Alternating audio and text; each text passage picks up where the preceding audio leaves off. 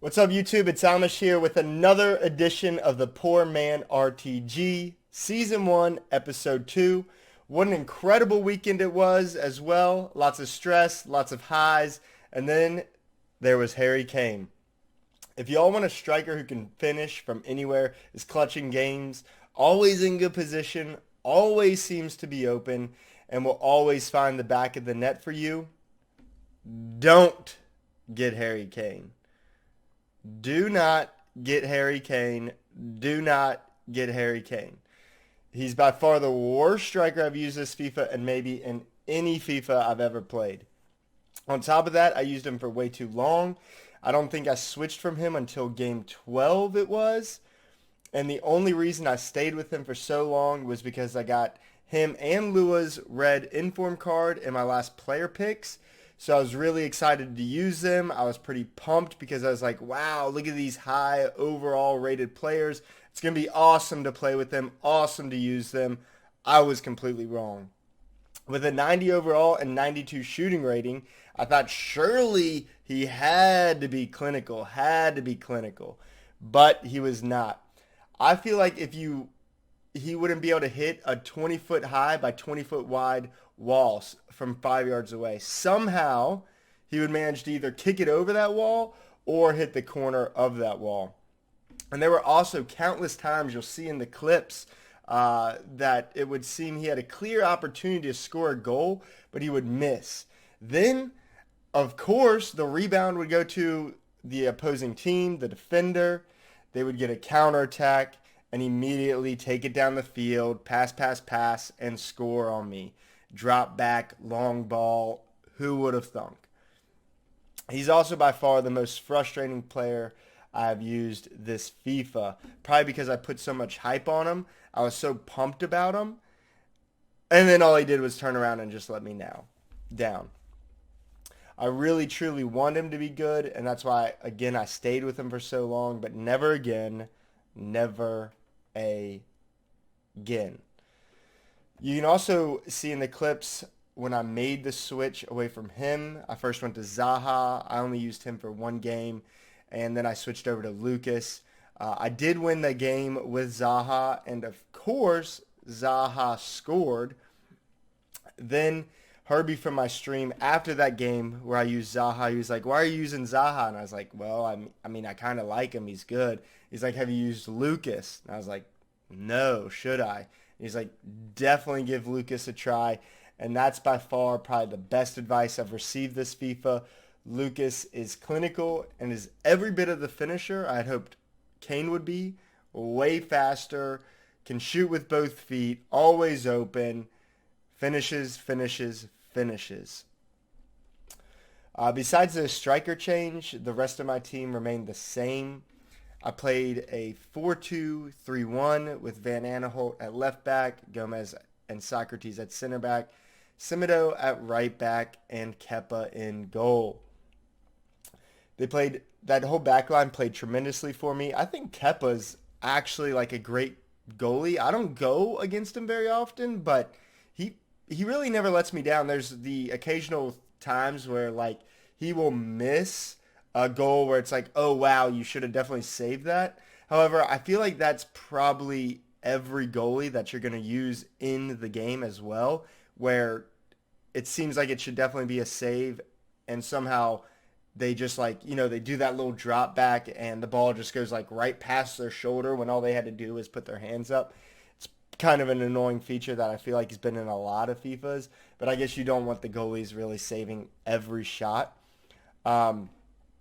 Gomez and Socrates are also incredible for their price points. They do for sure make a lot of mistakes, and you'll see that in the goals my opponents scored. However, as you watch the clips as well, a lot of those mistakes were my fault as well. Missing tackles, pulling up the field too soon, or predicting the wrong direction my opponent would go really messed me up a lot of times, and it was a lot of times my fault where Socrates or Gomez or Van Aanholt or Simido weren't making the plays, but it was truly just me just making that mistake, and that's why they would score the goals. I'm sure if I had the likes of like Rio or Van Dyke or Ramos back there, it would have masked those mistakes a lot more. However, I'm really pleased with the way those defenders played. Van Aanholt even had a goal of his own this weekend, so that was really awesome to see as well. In my center D mid positions, I played Wijnaldum and Torreira. I know I talked smack about Wijnaldum in my last video, but he is definitely growing on me. Seems to do a lot on the ball, is able to make a lot of good passes, has great long passing, great short passing. Obviously, he doesn't get a lot of goals or assists. However, the thing I need to remember about my center D mids is I don't need them to attack. I don't need them to score goals or get assists. I just need them to stop goals and stop assists, and I think both players do that well, especially Wijnaldum. Torreira, I can see myself for sure getting rid of. I just needed him so he could have that strong link with Socrates so he could be on full chem.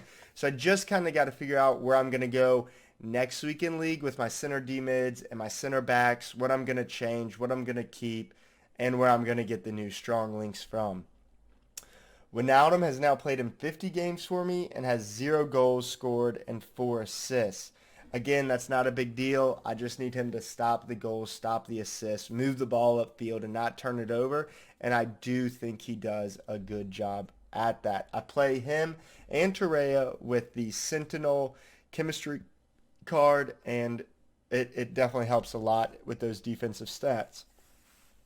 Torreira has played 33 games and has 1 assist, no goals. Again, those stats are fine by me because on all my tactics except for ultra attacking, I have both my center D mids set to stay back while attacking.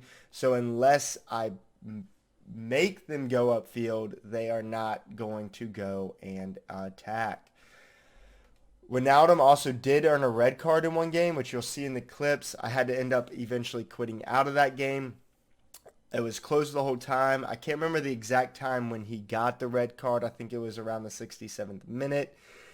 The game was tied. We went into extra time, and I ended up going down in the first extra time period at like the 98th minute going down.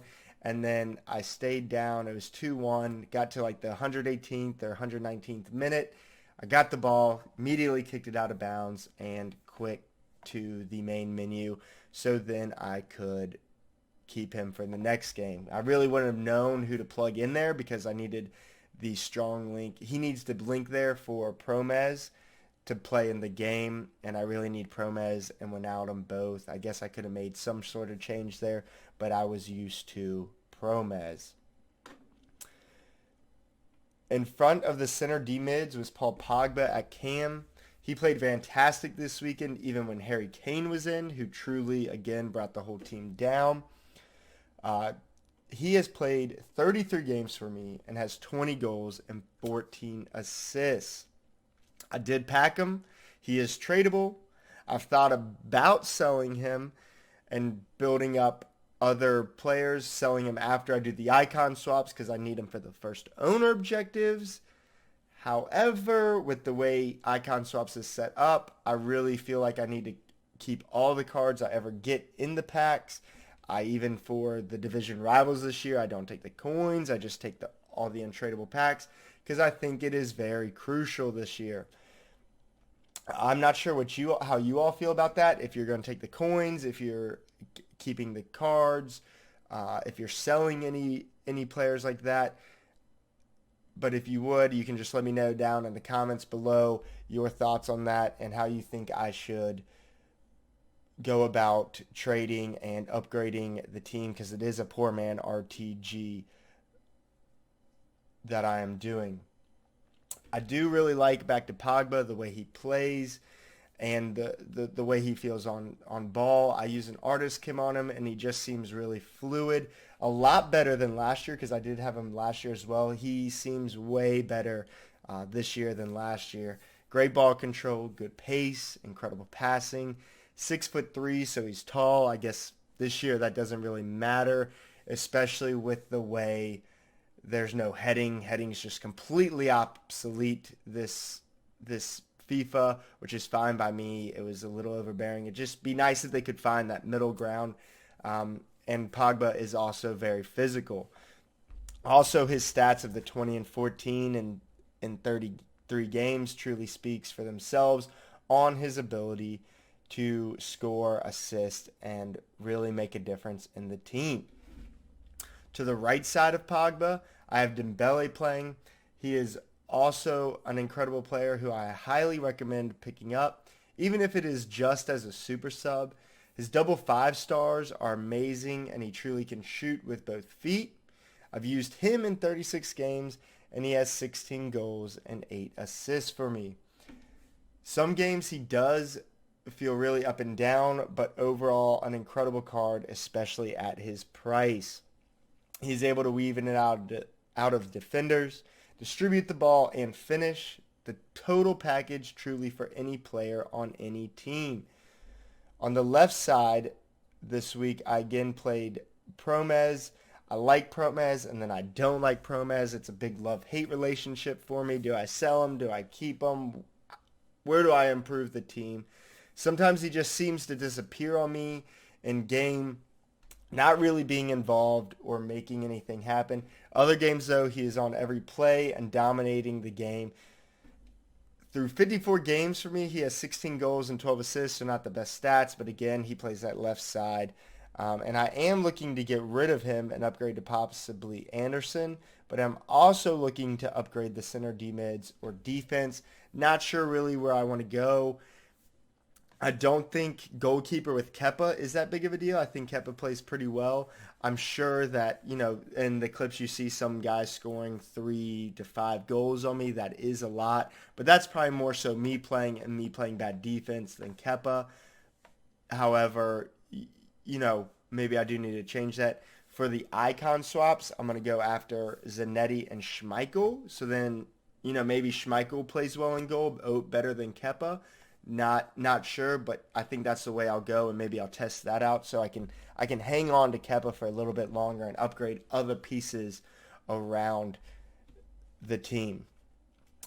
And of course, my whole team can be upgraded all around, so I truly do just need to think of what the biggest need is, and I haven't thought that much about it. I also think me playing Harry Kane for longer than I should have changes the outlook of this weekend league. To me, it is kind of like a what-if weekend league, like as in what if I didn't play that wanker Harry Kane for so long, probably would have gotten gold 1.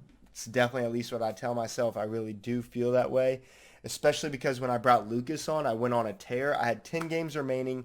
I won, I think you'll see it's either 5 or 6 in a row, and I was like, wow, I'm on a tear. I can get gold 1 still. Then I ended up losing a game. Then I got up to 16 games, and you'll see later on how some things change where I have to clutch it out at the end, and I'll talk about that more later on. Now on to the strikers. I've already talked to you all a little about them and a lot about Harry, so you might be wondering what their stats were. Harry played in 19 games and has 7 goals and 11 assists. I think the assists are great. But with a 90 overall and 92 shooting, with the amount of opportunities he had, especially right in front of goal countless times, it wasn't because he wasn't getting open. It's because he couldn't put the ball in the back of the net. He should have finished more. So again, Harry Kane is awful. Harry Kane is awful. Use any other striker. Use any other striker. Use any other striker. Even if it's a bronze, use any other striker. Now for the game Zaha played in, he played well for me. Came in, helped lead the team to victory. It was awesome. He started that spark right before Lucas. He's now played in 52 games for me and has 35 goals and 21 assists. Not that much or high of stats, so I know he's not that good. Lucas has a lot better stats. We'll get to that in a second. For the season objective, though, I am going to go after his card. He is a great all-around player, and I really do enjoy using him. If I had to give an issue with him, it would definitely be that 3-star weak foot. Really does keep him from scoring some goals, especially when he's right up the net.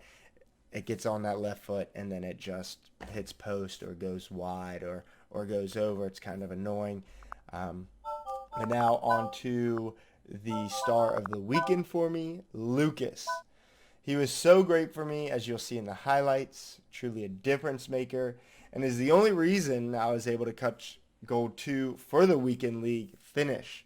Without him, I maybe would have gotten gold 3, but I doubt that. Probably would have ended up at silver 1 if I left Kane in, just based off the way he was playing, how little goals I was scoring, like 1-0 games I was losing, or 2-1 games, or 2-0 games.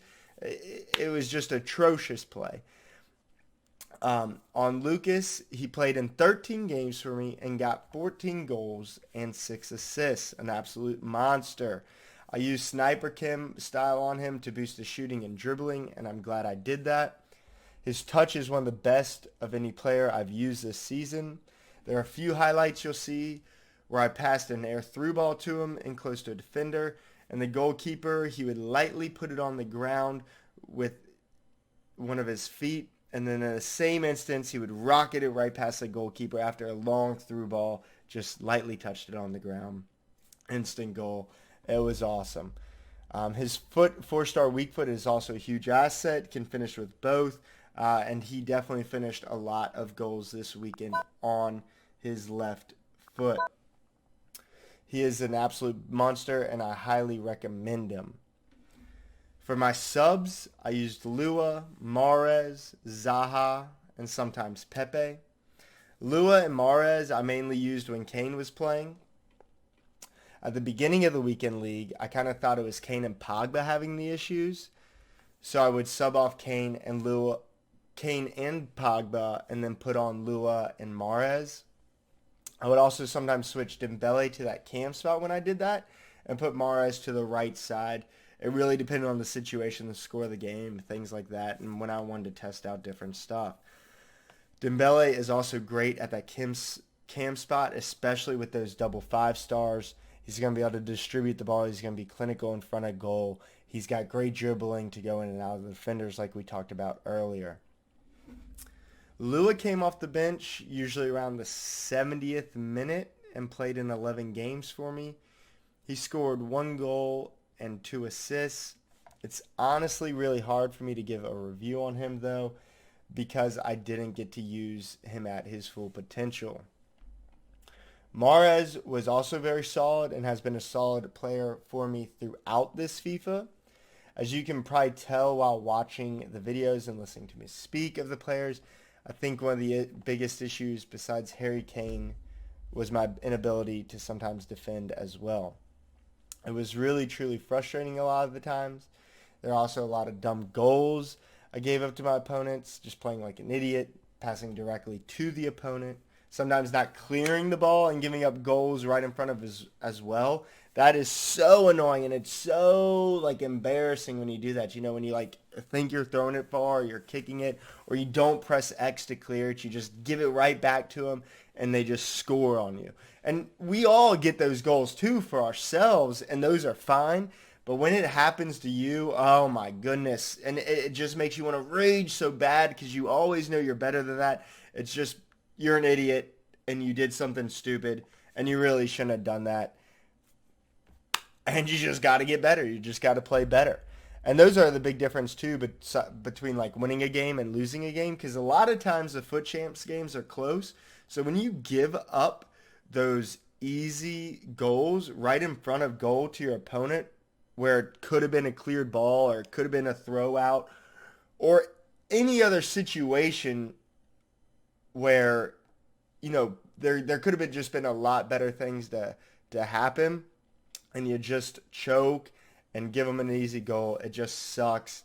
And there's probably at least 4 or 5 games where I definitely could have won, but I gave them up those easy goals. They get the momentum, and then they ended up beating me. It was also tough sometimes to stay focused while playing all 30 games in one day. This coming weekend, I won't have to do that and can space out the games across days, so that will be very nice. Be able to stay concentrated for longer. If I am sitting there and stressed out or on a losing streak or going cold or a game frustrates me and I just need to breathe or go walk and want to just have some time to rethink things or just take a pause, a break from the game, refocus, I'll be able to do that. Whereas playing all 30 games in one day, you're just sitting there and you know you have to grind if you want to be able to get all those games in. So you sit there for hours on end. It was 10 hours and 45 minutes, I think, is how long I streamed for on Sunday, which I don't mind streaming that long, but to sit there and grind those FUT Champs games where they're super competitive and you want those rewards and you want to win, it just makes it really tough, and it really can mess your head up and everything like that. And then when you get on a losing streak, in a lot of ways, you sometimes just want to give up, and you just got to be a competitor, and you got to keep at it and keep going with it. I'm also not sure, again, what changes I'll make to the team, whether it be to sell Pogba, change the center D-mids, or get better defenders. But I am open to suggestions. If you have any ideas, have players you would like to see me try, or have squad ideas for me, please drop it in the comments below. Let me know. I'd love to see that. Love to see the squad you guys are playing with. A lot of you guys are probably also doing a poor man RTG or not putting the money into the game. You can, again, if you missed why I'm doing a poor man RTG, you can go on and check out that first video. I explain it all there and let you know why I chose to do that. For my tactics this weekend, and what it's been pretty much this whole FIFA after I kind of got used to it, I currently play mainly attacking all game, which is drop back with one width, 5 depth, balanced offensive tactic style, 1 width on the offensive style, 5 on players in the box, and 3 on corners, and 3 on free kicks. I set my striker to stay central and get in behind. Even when I used Harry Kane with not only the balanced, but I used him as the striker to receive the passes. But it seemed, even though with his slow pace at 71 overall, that it was really better. I play better when it's get in behind, and it made Harry Kane better, but not good enough because he still was awful. My cam is on free roam. My center D mids are on stay back while attacking, and my wing backs are on balanced attack. I personally like my wing backs to push the ball up the field, to be a part of the offensive game, especially since those center D mids aren't there. It's also nice to have them out wide, so it gives a different look. If I get trouble in tight or in the middle, I can move the ball back out and reset and go attack again on offense after I move the ball out to them. Whereas if they're on stay back, they really aren't in the game at all. Now when I go defensive or ultra defensive, they are on stay back while attacking. On ultra attacking, they are on get forward and join the attack. If you would like to know more about my tactics, let me know. I can make a video on it, or you can also stop by the stream as well. Coming up here in the clips, you're going to see the final 5 games, which was pretty crazy. I had got into a nice win streak like I talked about earlier. I went up, and I was about to what seemed like easily clinch gold 2. I was at 16 wins. There was 3 games to go. I was feeling confident. I was just coming off a huge win. And then things kind of unraveled. So I was sitting there playing really well, super excited. Went into that first game of the 3, just needed it to win. I was going to sit pretty. If I had gotten that win, I was going to be done with 2 games to go, finish the weekend at 17-11. I go into the game. I choke. I get completely shelled. I play terrible defense. And the thing that was the worst part about that, when you're watching the clips, the dude's team wasn't even that good. I don't even know some of the players he had on that team. I really don't. There was Gareth Bale, and Gareth Bale was an absolute monster on me. He crushed me, but outside of that, mm, there wasn't there wasn't really anything that special about the team, and he literally just dominated me. He did have Ramos back there, and I can't remember. It was a icon defender. I'm not sure which one it was, but Ramos was. They were both beasts to get past, and I couldn't get past those two. The goalkeeper though was like this normal gold card, 82 overall, and I couldn't beat him. The game after that, I'm pretty sure it was a team filled with a lot of uh, the one to watch cards. There was like Ben Yedder. It was a really solid squad. I ended up losing that game. It was pretty close. I was hoping to be able to clutch that game. Again, choked it. Then the best part happened. I go into the final game, game 30 of the weekend league. A lot of stress. I know I have to win to get gold 2. I didn't want to get embarrassed. Lucas had just turned the whole weekend around, and I really was still feeling good, and I knew that if I just played well, I played good defense, and I just played my game, that I was going to end up being able to clutch it out. So I go into the game. I go up early on them. I think I get 2 goals in the first 30 minutes, and then I keep piling it on, and I get that beautiful notification where it was him disconnecting from the game, and the weekend league's over. I clutch gold 2. I'm super stoked. I get those decent rewards, although the team of the week this week kind of looks like it's not going to be so good. And I get to feel good about myself, especially after that start I had with Harry Kane and the mistake I made. But it was an awesome weekend league. I had a lot of fun. I can't wait to play this weekend league. I'll be here, ready to enjoy it. And I can't wait to stream it for y'all, and I hope y'all come by as well to stream. If you enjoyed the video, please make sure you lightly tap that thumbs up button and the subscribe button. I don't want you damaging your mouse or phone because you sat there and you Hulk smashed those buttons. I also hope to see you all in the stream, twitch.tv/a lot of Amos guys. Much love and peace out, y'all. Thank you so much for watching the video. I will see you all on the next one. Peace out.